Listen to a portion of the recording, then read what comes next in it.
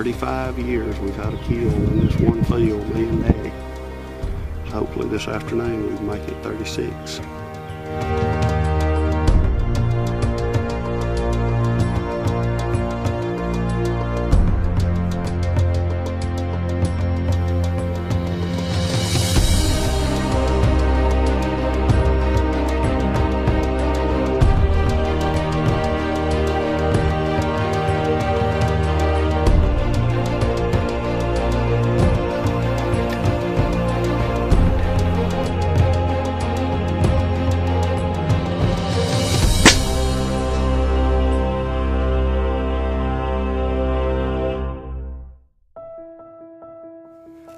One of the neatest things that I've done in a long time when it comes to hunting is started shooting an air rifle.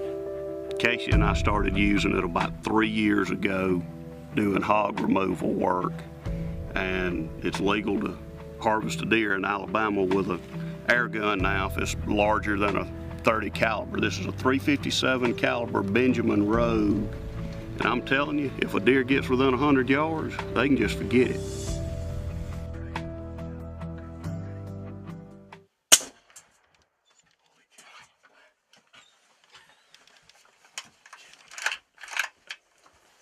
That's the awesome thing about that air rifle.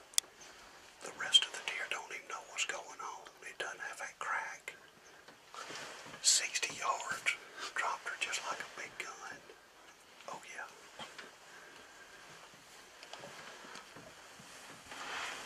There comes a little buck. That makes 36 years. Oh yeah. Started testing out some different bullets this year. This one right here is a 143 grain ballistic tip that Nosler makes.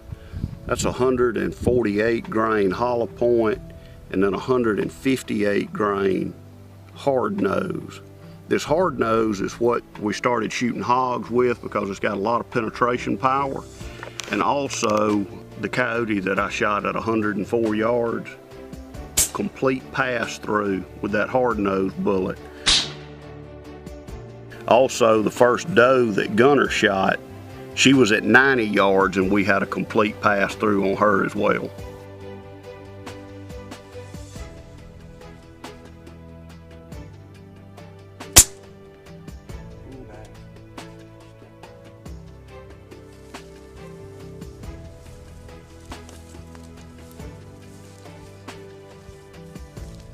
But really, what was that, 82.5 yards, Yeah. about what we had her. Yeah. And I put it pretty much about right there, so it didn't really drop very much at 82 yards. Pretty much on. This air rifle's great. Then we tried out the ballistic tip, and it did pretty good, but it's still not mushrooming well.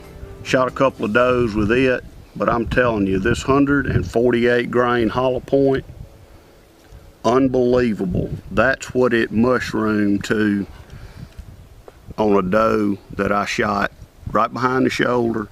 It broke one rib going in and lodged in the skin on the opposite side. It's one thing about this gun now, you've got to be precise where you put it. Furthest I've shot one's about 100 yards. I'm comfortable out to 110. I've got this gun sighted in dead on at 80. It's about 4 inches high at 40 and about 3 inches low at 100. The scope's got mil dots in it, so it's just like a long range shooter with a rifle. As long as you know what the ballistics of that gun is and you've got a good range finder, then it just becomes how precise a shot are you.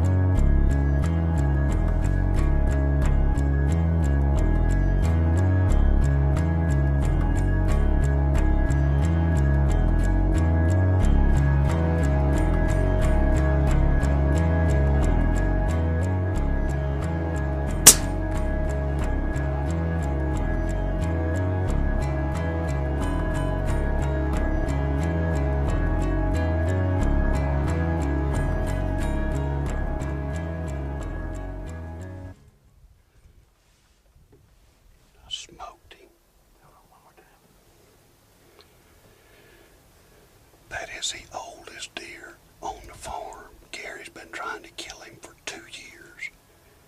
And he just showed up. Couldn't see him. Had a bunch of trail camera pictures of him. Just couldn't see him. It felt good. It looked good. He kicked high. Surely he didn't go but about 50 yards outside the field. And we got, he's not much. But that's awesome. That's my kind of deer. He's at least 7 years old. Knock-kneed, big-bodied, crappy rack. Awesome. Look at that thing. That is the oldest deer on the place. I can't wait. He's got to be 7 or 8 years old.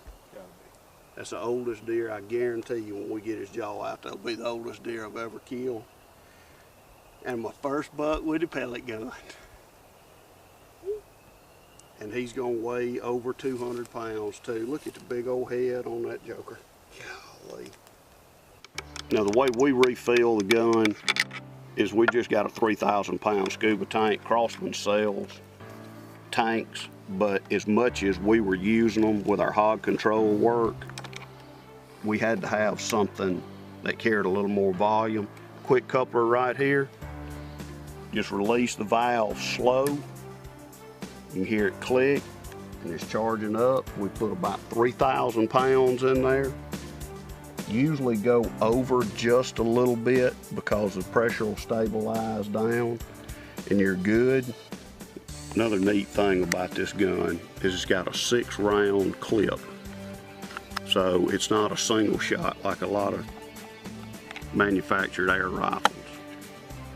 You just load it up just like that, just drop them in, spin the wheel,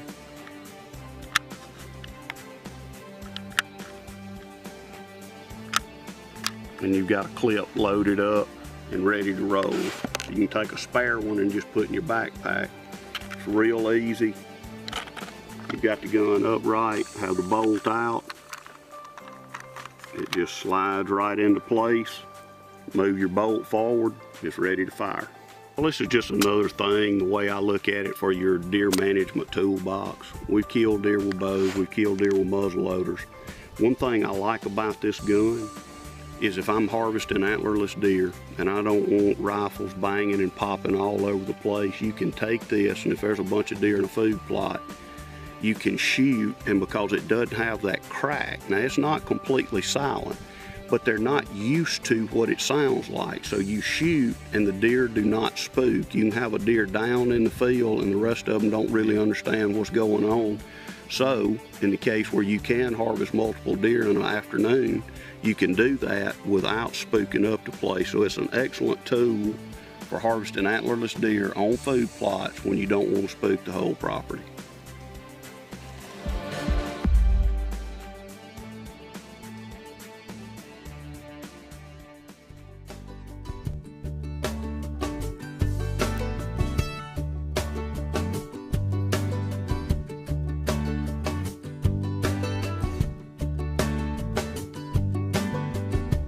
There's a place I go, tucked back in the pines, where a green field grows, my own little paradise.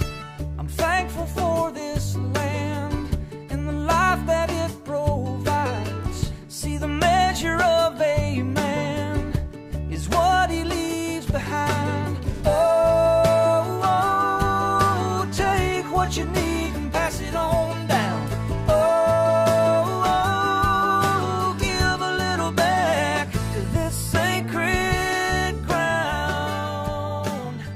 Sometimes you just got to get on old Chucky. Let him loosen up a little bit. I am what I am. If you sit me down, I'm going to talk like this. In trails, in pine plantations, nothing can be better. That'd have been good if he hadn't just bulldozed the camera.